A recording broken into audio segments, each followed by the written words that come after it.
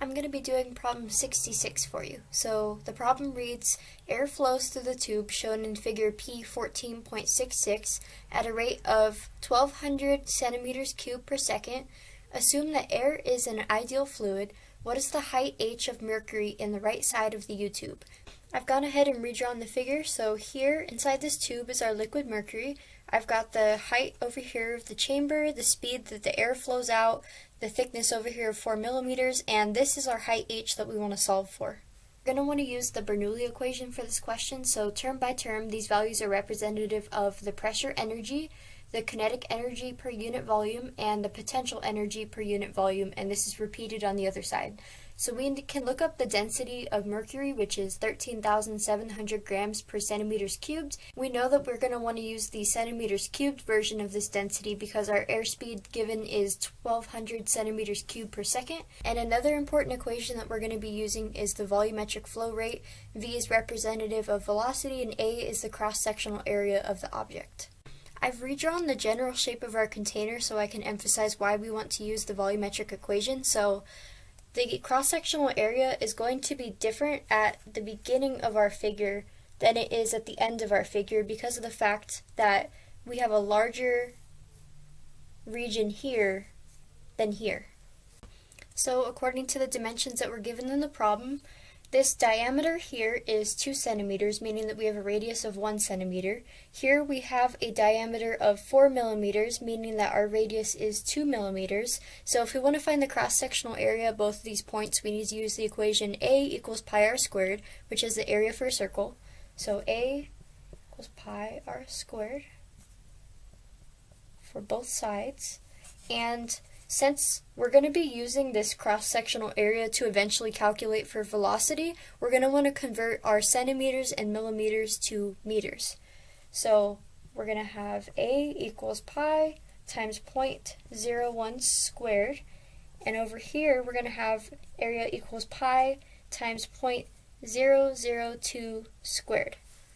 So now we can rearrange the volumetric equation so that we have our Q divided by A to get our velocity that we're trying to find. So in both cases we're going to have our 1200 centimeters cubed per second on the top, and we're going to have our areas that we just found on the bottom.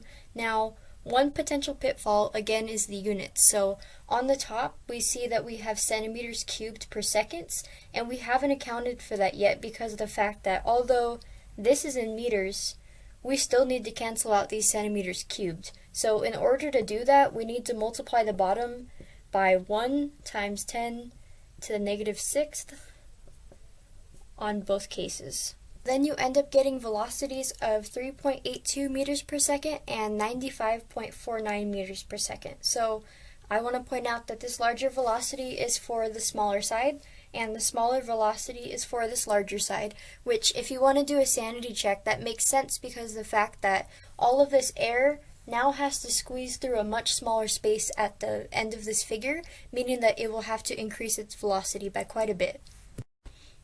So now that we solved for our velocities, we can start plugging things into the Bernoulli equation. So we're going to want to put these two velocities on the opposite sides of the equation from each other. So V1 is going to be this 3.82, V2 is going to be 95.49. I looked up the rho value for our air because it tells us in the problem that assume air is an ideal fluid, and I found that that was 1.2 kilograms per meters cubed. And once you start simplifying things, you end up getting P1 plus 0.99064 is equal to P2 plus 5,471.0511. To make sense of what this means, our pressure difference from the larger side of our figure to the smaller side of the figure is this to this, meaning that we can calculate the difference between these two, or the delta P, which ends up being 5,470.06046. So now, when we want to solve for the height, our final step is to take that change in pressure divided by the density of mercury times G.